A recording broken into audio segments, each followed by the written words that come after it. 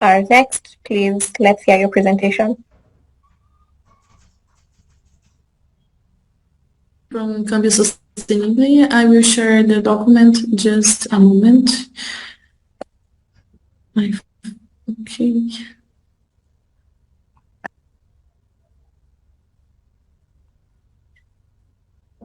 Yeah.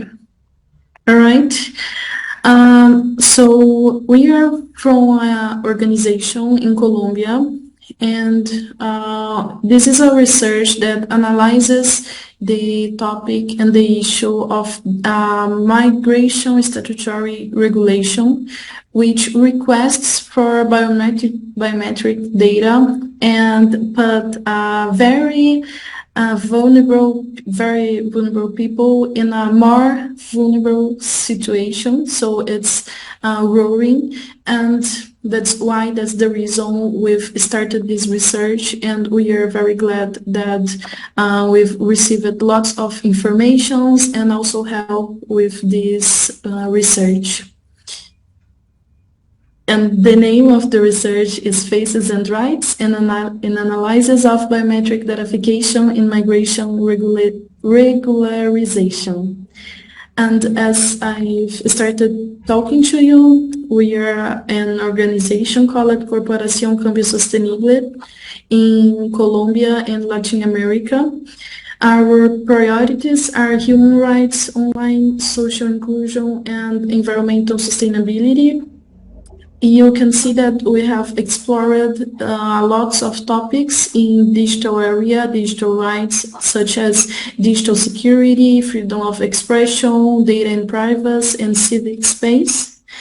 And when it comes to this research, this work is a study, as I told you, on this regulation, but it also seeks to impact the regulation by engaging in dialogue with other researchers, groups, beneficiaries of the regulation, and also the government. We've had some meetings to discuss the results of this research and what we've read and talked about, and we really hope that the results will lead to improvements in the use of data in Colombia, but also will influence and collaborate with other countries and organizations, especially when it comes to Latin America.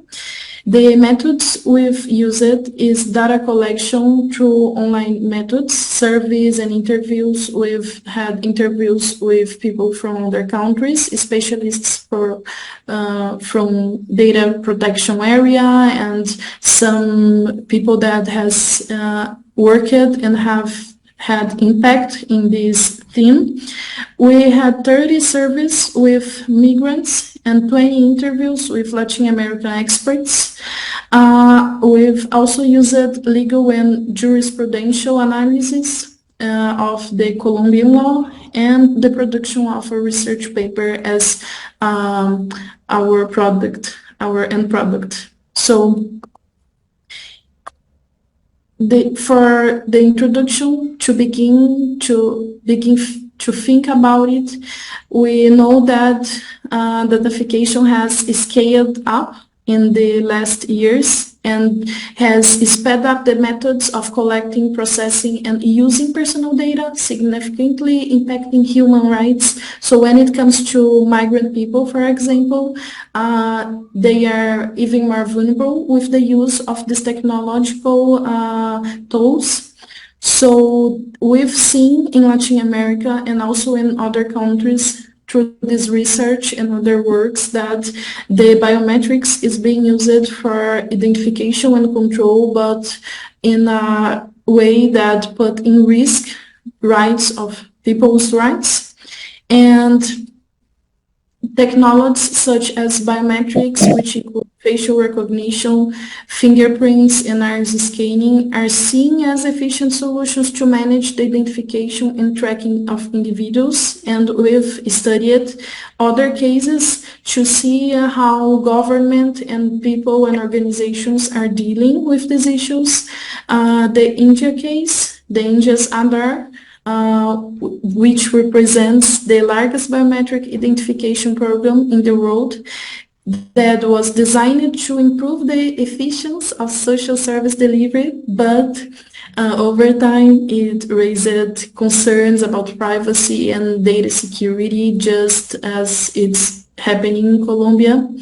And on the other hand, we've also studied about the European Union's GDPR, that imposes strict rules on the use and sharing of personal data by organizations, requiring explicit consent from users and granting them the right to access, which is correct and important.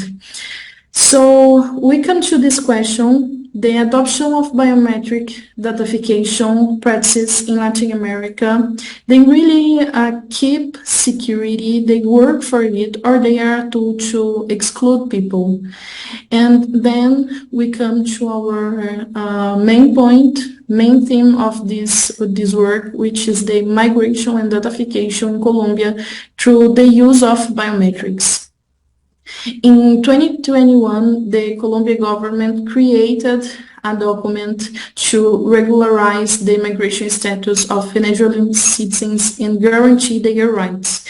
The idea of the PPT was to give them a document so that they could be legal in the country. So because Venezuela has had some issues, many issues, and there are many migrants in Colombia and other neighbor countries. So to regularize, they created this status of migrants, but before they were requesting biometric data, and they broadly identified them with sensitive information such as health conditions, data about underage relatives, and many other sensitive personal details. Finally, before obtaining the document, individuals had to submit biometric data such as iris scan, fingerprints, and facial recognition. And the topic here that worried other researchers when we were talking to them was the fact that these people who are already marginalized and vulnerable, they were the only people that were receiving the request of this data. So there were other groups, other migrants, other people, and they didn't receive the request for the biometric data. So this is the first time, and here we have an important thing, that this whole situation don't analyzes only the aspect of the migration, but also how datification is being seen and planned in Colombia and also other neighbor countries. So this is the first time in Colombia's history that sensitive data has been mandatorily requested. They needed it. The population asked for biometric data were vulnerable Venezuelan migrants who were asked to provide this information under the promise of access to welfare and human rights. And the fact that this practice is presented as timely and secure raises concerns about the future of democracy in Colombia and Latin America. People couldn't they couldn't say no to giving the biometric data because otherwise they would be illegal in Colombia. So they are actually seeing... We need to go. Okay, yes. No worries. So these regulations, when Colombia has regulations to protect and safeguard sensitive data, but we have now this regulation that asks for this biometric data as mandatory, and which is contradictory to these other regulations to protect and safeguard sensitive data. Here are some results of the survey that show that the beneficiaries, the Venezuelan migrants and refugees, don't really understand what it's being requested. So the issue, the big problem here is, are they really giving consent? Are they are really saying yes to giving their data because they don't understand what it means to give their biometric data? Here are some results. we've already talked with Colombian Ministry of Foreign Affairs, but the most important here is this aspect of Migration Colombia. The entity claims that it does not force migrants to enter and to obtain this document, but they are refugees. What it's possible to them to do? They have this option. They stay in their country and they deal with the problems, or they go out of the country, but they have their data and their rights violated once more. So it's not fair to say that we don't force migrants to give biometric data. Here are some perceptions of key actors in Latin America, information, what they've said. They've talked to us in the meetings and the interviews. Like, we've talked with lots of people, and here it's what's happening with biometrics in Colombia. As I've told you before, it's not only about migrants, but how Colombian government is seeing biometric issues. So agreements between judicial and identification authorities, the Supreme Court of Justice and National Registry allows the court to access biometric databases from the National Identification Archive and Civil Registry Information System to validate identities in judicial process. So risks of biometric data, monopoly. So there were a monopoly of biometric data, but in August 2024, very recent, it was declared unconstitutional due to procedural flaws. And the digital ID card created with unclear purpose and low effectiveness, which is this one I've been talking about. And for the analysis of perspectives, we see a potential shift toward a surveillance state. The Colombia context, shaped by initiatives like the temporary protection statute for Venezuelans requiring biometric data, suggests a potential shift towards surveillance and securitization practices. The scenario is growing and indicates a potential trend toward widespread and centralized use of biometric data in Colombia without adequate legal safeguards. And these are our conclusions.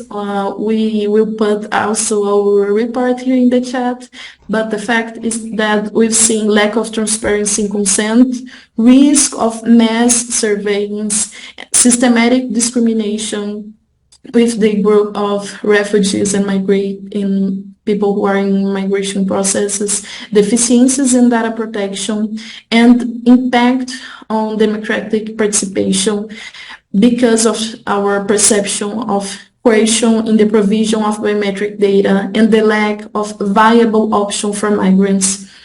So this highlights how the processes affect their democratic participation and their ability to exercise fundamental rights freely and voluntarily. So I hope and we are working for it to impact the regulations and also to help in building new solutions, because the ones we have now, they are not enough, and we see risks and legal and rights violations. Thanks a lot for the opportunity to speak and to be here with you, and for the support to this research and for this work that we are developing. Thank you very much, Denise, for an excellent presentation.